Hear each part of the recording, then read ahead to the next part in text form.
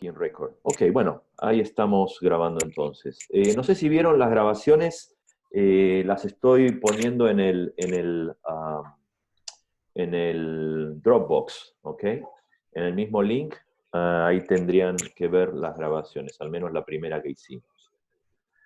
Bueno, vamos a ver, esto en teoría durará 40 minutos o menos ya.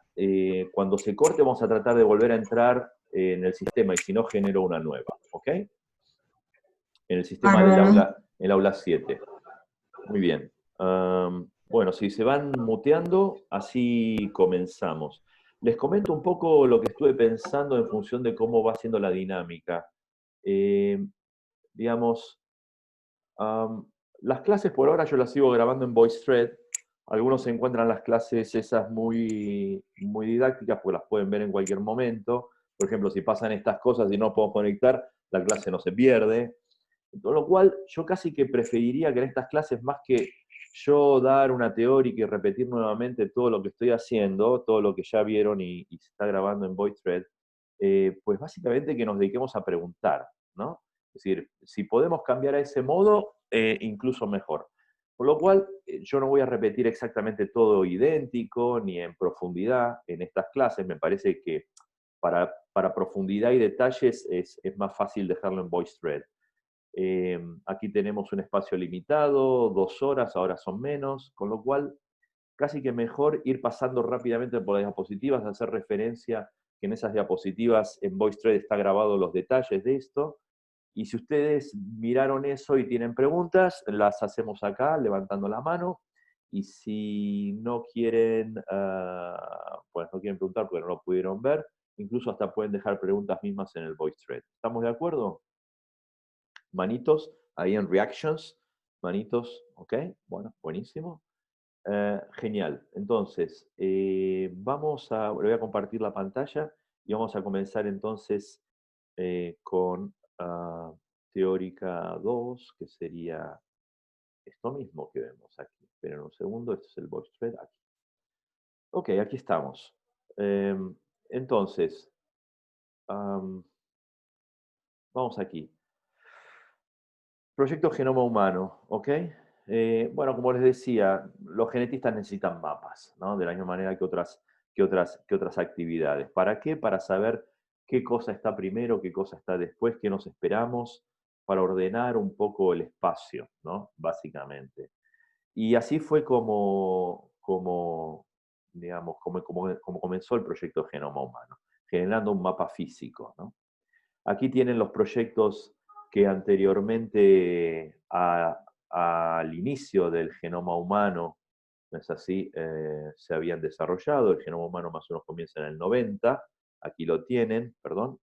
En humanos, aquí comienza el mapa genético de microsatélites, el mapa físico en el año 90, y la secuenciación del genoma, fíjense que son 6 años después. Es decir, no se pudo completar ni siquiera pensar en tener un mapa de secuencias si no lograban antes localizar esos puntos, ¿no? En la ruta, ¿no? Es decir, que primero está el kilómetro 1, el 2, a través de los STS que ahora vamos a seguir viendo. Pero bueno, lo importante es decir que ya había otro genoma, es decir, había cierta experiencia en secuenciar genomas, por supuesto más pequeños, pero este fue 25 veces más grande que el más grande que se había realizado. ¿Es así? Bien, sigamos. Estos son una muy esquemática representación de Ah, una cosa, yo no veo si ustedes están preguntando o levantando la mano, con lo cual si alguien quiere preguntar algo, cliquea al micrófono y dice Hernán, pregunta y paramos, ¿ok? Si esto funciona podemos seguir, si no tengo que mirar a todos. Ok, sigamos. Les decía que estos son cuando se publica en febrero del 2001, el draft, ¿no? El draft del genoma humano, salieron 2 publicaciones, en Nature y en Science. En Nature, la del consorcio público, donde obtenían digamos, un ejercicio, digamos, jerárquico de shotgun, de mapear primero, hacer un mapa físico primero y secuenciar después, y el proyecto de Venter, digamos, de Craig Venter, donde secuenciaban primero y luego hacían ese mapa, ¿no? Ese mapa iba inevitablemente hacer el ensamblado, ¿no es así? Es decir, aquí primero se hizo un mapa físico y a partir de ese mapa físico se sabía que estas secuencias estaban primero que estas, en un ordenamiento lineal del cromosoma, que luego de estas le seguían estas, etcétera, etcétera. Con lo cual luego, bueno, se replicaron en VACs, ¿no es así?, para generar esos contigs y esos contigs generar scaffolds. Esas definiciones las tienen más adelante. En este caso, directamente se tomaba un cromosoma completo, se cortaba en pedazos, por supuesto esos pedazos tienen que ser menores a 900, 800 pares de base para poder secuenciarlo en Sanger, y a partir de ahí el enorme trabajo, no es así, de ensamblarlos. Por supuesto, tanto en uno como en otro existían programas que hacían eso, esto no se hizo a mano ni mucho menos, ya los programas de ensamblado empezaban a correr en el genoma público y Venter utilizó eso y lo fue modificando. Hoy en día, básicamente la estrategia es esta, ¿no? Es decir, no se utiliza un mapa físico, sí, un mapa físico antes de secuenciar. Es decir, si ustedes tienen que hacer una secuenciación de un organismo de novo, van a utilizar esta estrategia. ¿Por qué? Porque las herramientas ya están muy bien, digamos, optimizadas para poder hacer eso. El problema, como todo, es cuando tenemos grandes regiones de secuencias repetidas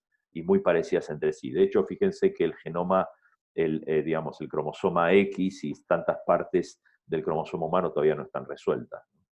Entonces, el primer trabajo, como les digo, comenzó siendo haciéndose a través del, aquí, el Consorcio Internacional del Mapeo del Genoma Humano, no de la secuenciación del genoma humano. Esos son dos grupos diferentes, ¿no? Del mapeo del genoma humano, IHGSC, ¿no es así?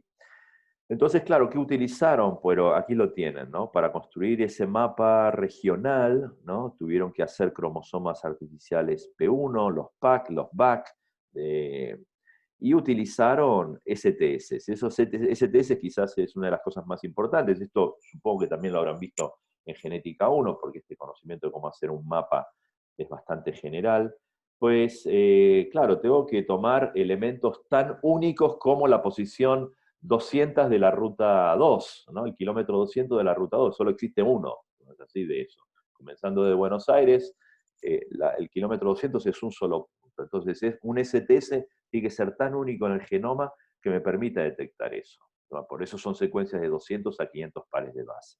Estas secuencias se conocen y la única manera de detectarlas es teniendo esa secuencia, generando luego, digamos, levantando de todo el genoma, no es así, el fragmento que va a tener esa secuencia, es decir, haciendo una PCR específica y levantar esas secuencias. Entonces, de esa manera uno puede descubrir los clones que contienen esa secuencia. Entonces, los fingerprint finalmente lo que hacen es este mapa. Esto es un gel, no es así, absolutamente optimizado.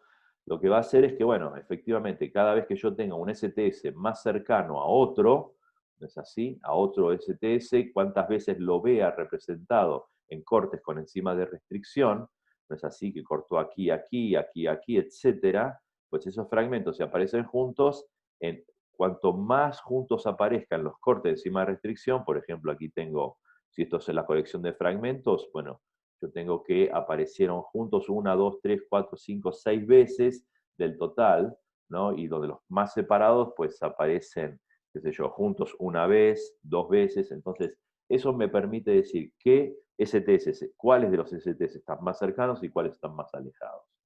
Entonces, de esa manera, y posicionando, sabiendo luego, digamos, con otra enzima cortaré quizás por aquí y aquí, otra cortará por aquí y aquí, entonces con la misma lógica voy posicionando el primero, el segundo, el tercero y el cuarto STS. Y de esa manera, un trabajo, como ven, inmenso, enorme, ¿no es así? Pues voy construyendo ese mapa físico. Y a partir de ese mapa físico recién después puedo secuenciar. Bueno, fíjense, se hicieron, digamos, hicieron fingerprints de 300.000 VACs, ¿no es así? Es decir, estas, ¿no? O sea, los fragmentos que fueron amplificados, ¿no? Fueron 300.000 de ellos con 30.000 STS. Y esto, claro, hacerlo con un coverage de 15 por. Eso quiere decir que tengo que ver la misma secuencia 15 veces para estar seguro de que exactamente estoy hablando del mismo STS, ¿no? Es decir, por ejemplo, esto, ¿no? Esto tiene un 6 por, ¿ok? Bueno,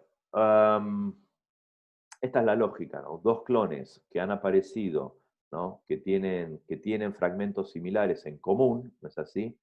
Pues solaparán, ¿no? Debido a que contienen múltiples, digamos, que los sitios de restricción, ¿no? Van a tener sitios comunes, ¿no?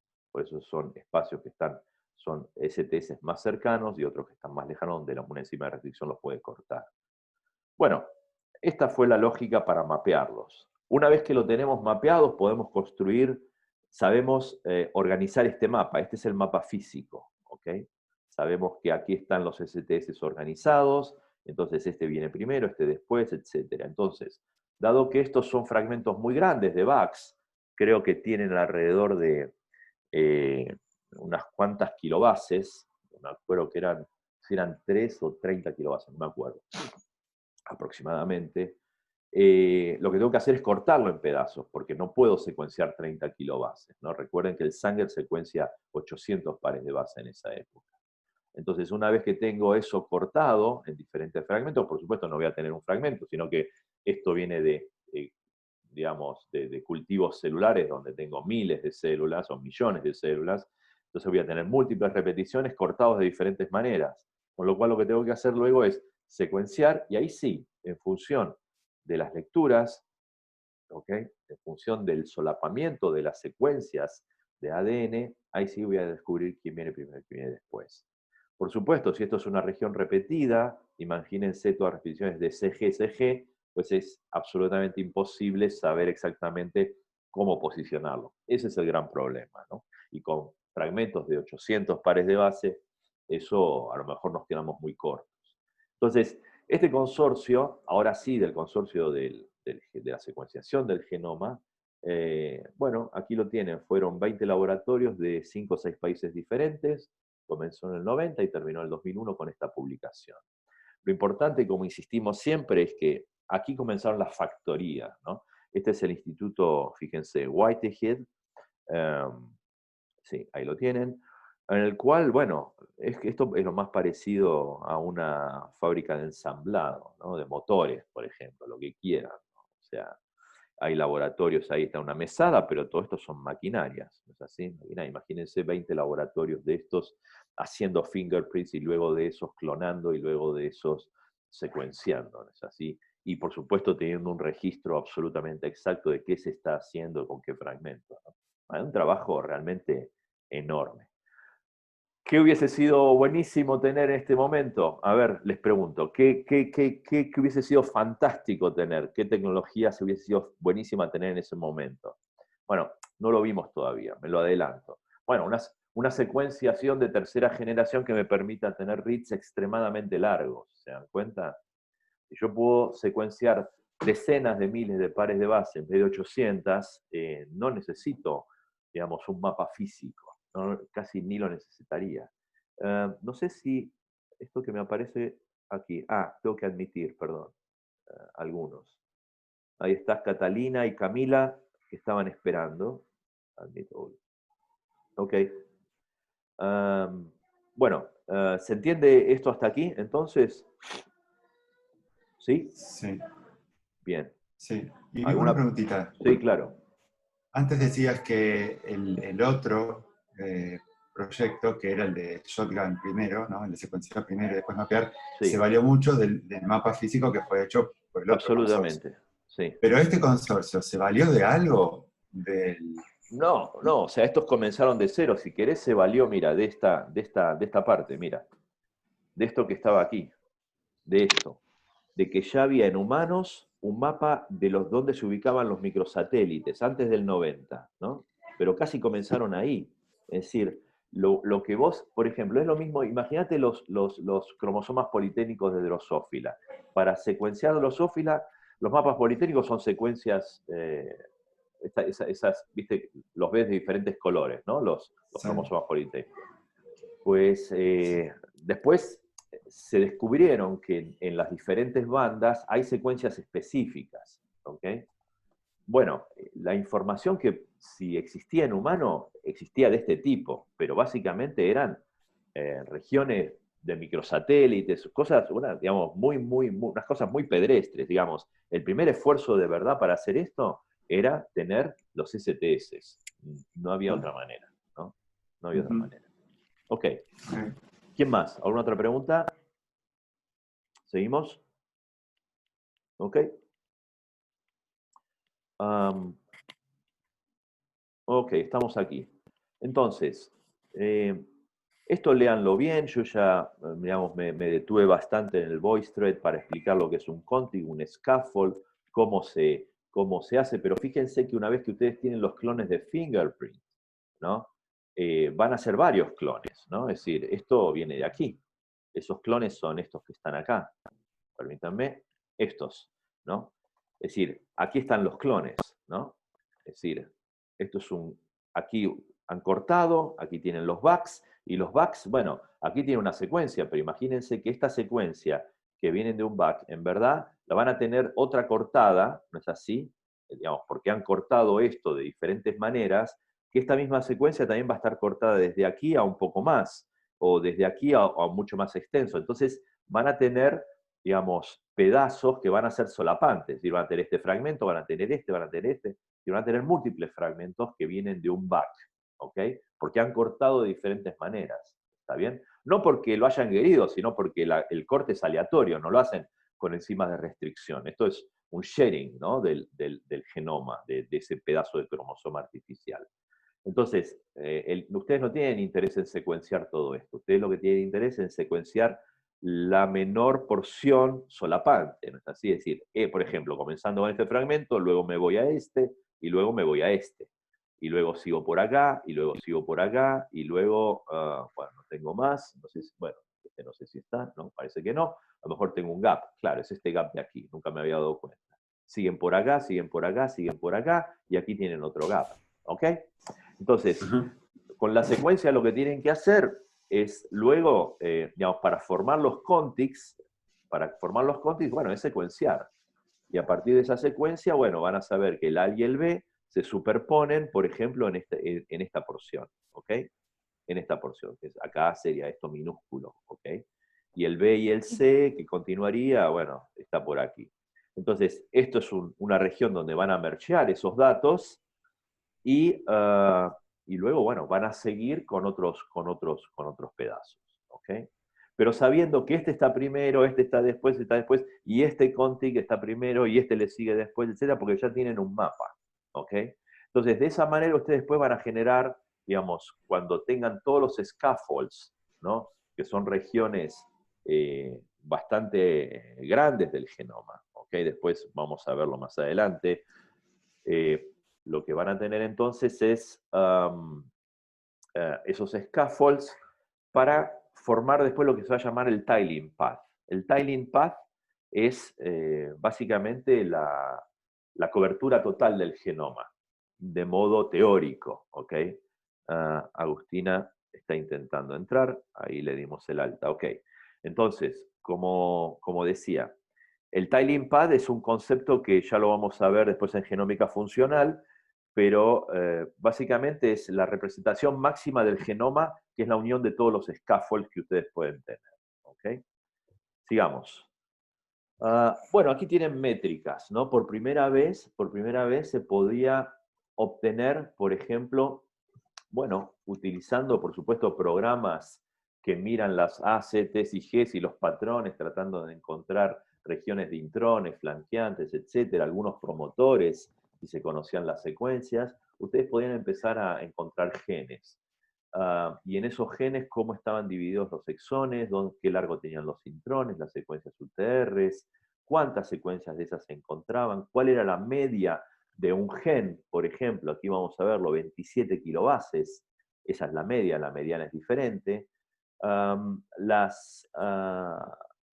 Las secuencias codificantes de un gen en media va a ser 1340 pares de base, es decir, alrededor de 300 aminoácidos. ¿Y qué más? Y un exón más o menos 145 pares de base. Aquí tienen de dónde sale esto. Y luego, bueno, pueden hacer, digamos, con los genomas que ya se habían secuenciado, comparar esas secuencias, ¿no? Es decir, bueno, este proyecto encontró más o menos los genes identificados, 32.000 genes. Bueno, ¿cuántos se encontraron en mosca, en Drosophila, en Caenorhabditis y en Saccharomyces? ¿Ok? Bueno, esto. ¿Ok? Lean entonces esto, en el Voice Thread está explicado, pero fue la primera vez en las cuales ustedes podían empezar a hacer algo de genómica comparativa en números, ¿no? ¿Alguien quiere preguntar algo? ¿No? Ok. Seguimos entonces. Esos mismos números por primera vez podían deducirse la cantidad de cines, líneas, es decir, las regiones donde no hay secuencia codificante, exactamente cuál es el número de copias de todos esos elementos. Claro, tenemos la secuencia, sabemos cuál es el patrón de esas secuencias, puedo lanzar ahora un buscador alrededor de todo este genoma o este draft inicial y decir que la fracción, por ejemplo, de cines es el 13% del genoma, ¿no? Retrovirus, elementos parecidos a retrovirus, 8%, ¿no? Transposones, 3%, los fósiles, ¿no? Y los lines, enormes, 21% del genoma. También, primera vez en las cuales yo puedo hacer, digamos, correr, digamos, para ver porcentajes de GC, ¿no? Porcentajes de regiones de GC y ver cómo es la composición, por ejemplo, de la proporción, digamos, comprometida por secuencias ALUS, ¿no? En las regiones de GC, y lo que vemos es que el cromosoma 19 sale, no es así, de ahí, de ese patrón, ¿no? Pero bueno, pareciera como que las secuencias ALUS encuentran mayor proporción, no es así, cuando más o menos estamos entre un 40 y un 50% de regiones GC. Eso también coincide con que, bueno, hay ciertos genes que se ubican ahí, las secuencias ALUS también les encanta estar dentro de genes, etc. Bueno, todos estos patrones empezaban a poder deducirse, ¿no es así? Y aquí, bueno, esto ya lo expliqué, mírenlo, pero es un patrón de conservación de segmentos entre los 22 cromosomas humanos en relación a los 20 cromosomas de ratón, ¿ok? Por ejemplo, esta región naranja corresponde, sí, es grande en el cromosoma 2 humano porque es el cromosoma 2 de ratón, pero fíjense que el cromosoma 2 humano tiene, por ejemplo, amarillo ahí, con lo cual corresponde al cromosoma 6. Es decir, se ha reorganizado todo el genoma, ¿no es así? Por supuesto, se ha reorganizado desde los ancestros, ¿no? Los ancestros, digamos, derivan descendientes que ya, digamos, pueden seguir reorganizando, ¿no? Ese genoma. Es decir, si uno va al origen de los roedores y los humanos, ¿no es así? Primates y roedores de un ancestro común, bueno, tiene una organización del genoma donde al menos esta porción 2 estaba en el mismo lugar, eso estamos seguros. Pero después se fueron organizando de manera diferente esas porciones del genoma. Seguimos. Esto, pues ya hemos hablado un poco, pero bueno, básicamente aquí lo que vemos es cada uno de los cromosomas, características de cada uno de los cromosomas, más o menos perdón, este es el proyecto de Venter, ¿ok? En la publicación de Venter, él lo que va a deducir es que tienen menos genes que el consorcio público, ¿ok? Unas decenas de miles, creo, o unos miles menos, perdón. Pero bueno, esa era una de las grandes preguntas, digamos. Hoy pareció una tontería, pero en esa época, en el 2001, no sabíamos cuántos genes teníamos. Hoy más o menos estamos con secuencias más o menos bien curadas, sabemos que estamos alrededor de 20.000, ni siquiera 22, como hace unos pocos años sabíamos, ¿no es así? Pero bueno, aquí tienen de la publicación de Venter una tabla sobre las predicciones de genes, y fíjense que iban en el total, no es así, el total iba desde 28.000, 26.000, 6.000, dependiendo 39.000 o 17.000, es decir, las estimas eran muy, muy, muy volátiles, ¿no es así? Luego, otra de las cosas que me parece más interesante, digamos, yo esta teórica la armo, este slide lo armo en función de revisar los papers que me interesa poner en las clases, pero vamos a ver, en la publicación del consorcio público en Nature son como 80 páginas de publicaciones y más de 50 gráficos. yo tomo unos poquitos, ¿no?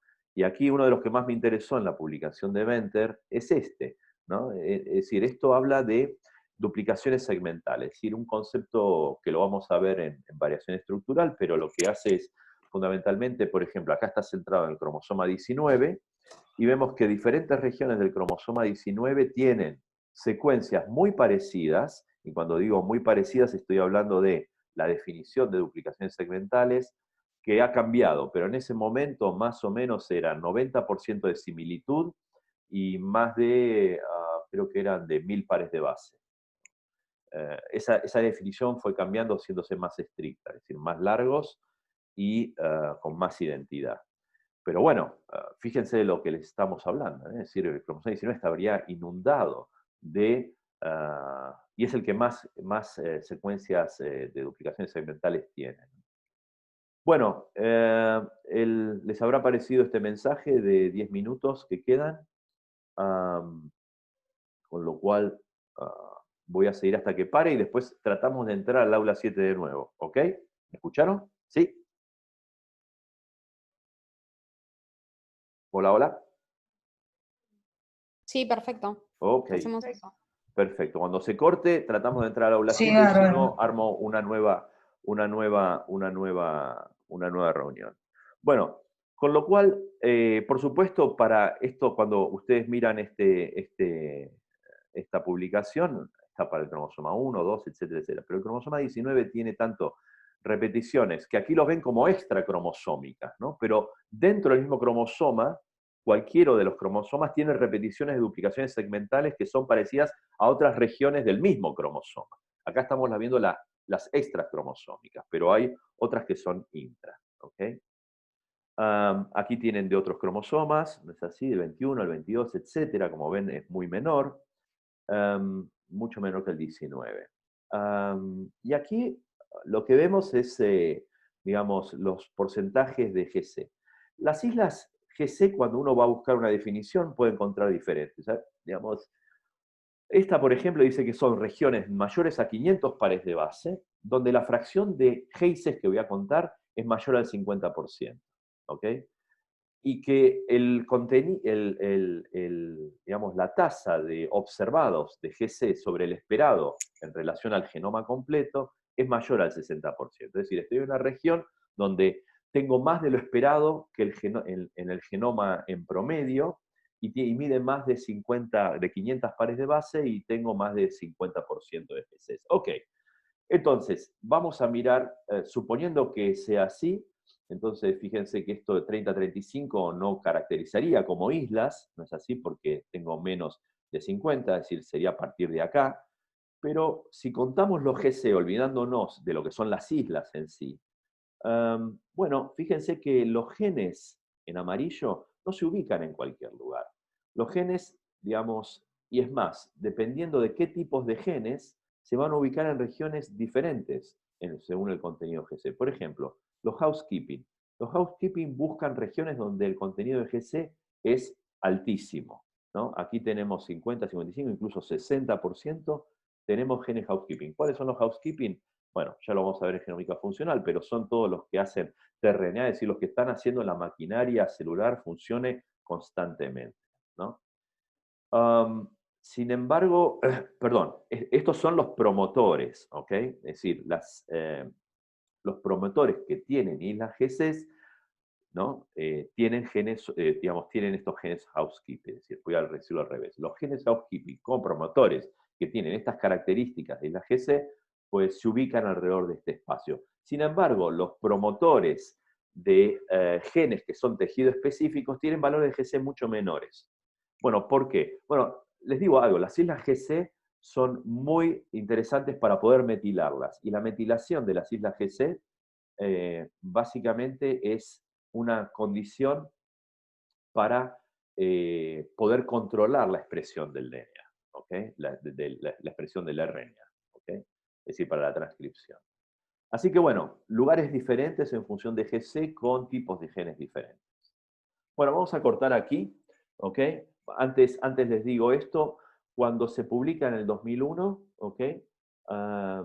Luego pasan 2 años o 3, donde el mismo consorcio de la secuenciación del genoma va a decir, bueno, hemos terminado el genoma. ¿Qué quiere decir terminado? Pues que ha llegado a un punto de definición en el cual se ha encontrado, por ejemplo, que tienen un error menor al 99,9%. Eso quiere decir, uno cada 1000 pares de base puede estar equivocado. En verdad es mucho menos esto. Después habría que mirarlo, pero ahora no importa porque ya estamos con valores muy, muy inferiores a esto. Entonces, ¿qué quiere decir finalizar un genoma? Pues quiere decir acordar que el error que hay es aceptable. Entonces, ¿en qué se quedó? Pues que hay gaps, los tienen aquí en rojos, y hay duplicaciones segmentales. Aquí tienen, no es una kilobase, sino 10 kilobases con un 95% de identidad. Al menos esa fue la definición del 2004. Entonces, como ven, hay posiciones, por ejemplo, el cromosoma Y, todo un brazo, este es el X, ¿sí? Y este es el Y. Una gran región del cromosoma Y, pues es absolutamente desconocida, hay muchos gaps. 15, 14, 13 son cromosomas donde todavía no se sabe. Si me preguntan por qué, yo todavía les juro que no lo entiendo, porque con la secuenciación, digamos, de tercera generación se podrían generar reads muy largos para tratar de completar esto. Bueno, es algo que he preguntado a varios y todavía no lo entendemos porque no lo termina. ¿Qué más? Aquí están. Estas son las pérdidas, ¿no es así? Del cromosoma Y, algunos 13, 14, 15, 21, 22, las partes, digamos, cercanas a los centrómeros de cromosomas acrocéntricos. Todavía eso no se conoce. Faltan 4 minutos todavía, ok, para terminar esto. Entonces, en esa época, ¿qué se decía que faltaba? Pues lo que faltaba eran proyectos que hablen de variabilidad genética, que hablen de genómica funcional, es decir, encontrar de forma sistemática todos los elementos del genoma humano, proteínas, genes, controles regulatorios, elementos estructurales que ayudan a la regulación del genoma y, por supuesto, compararlos con otros genomas. Todo eso iba a ser parte del proyecto ENCODE que terminó en el año 2012. El proyecto 1000 genomas terminó en el año 2017, si no me equivoco, o 18, pero antes pasó un HapMap y después un proyecto de 1000 genomas. Todo esto es para analizar los polimorfismos genéticos que son tan importantes para luego ir hacia las enfermedades.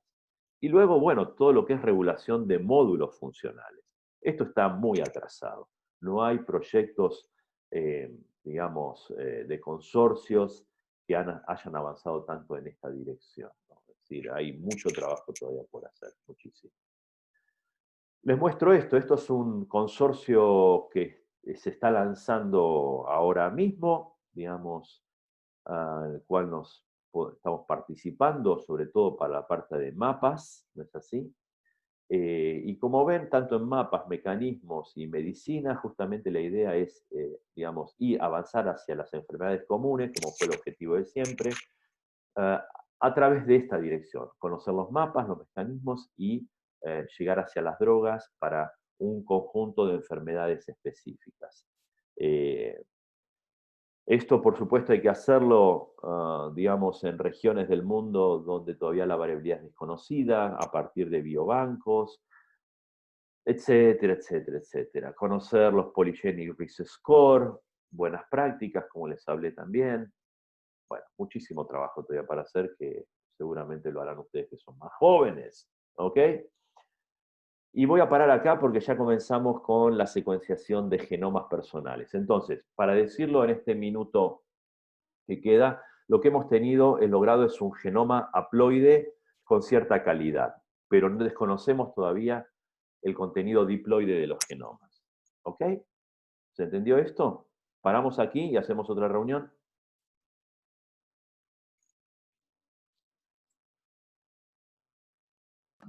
Dale. Perfecto. Gracias entonces. Voy a matar la reunión. Stop share.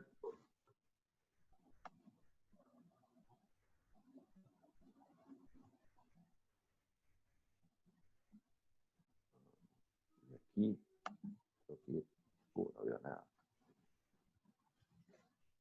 ¿Mandás una nueva o intentamos con la de siempre? Yo voy a tratar de conectarme nuevamente, ¿ok? Y si no Bien, funciona, mando una nueva, ¿ok? bárbaro. Voy a terminar entonces. Claro,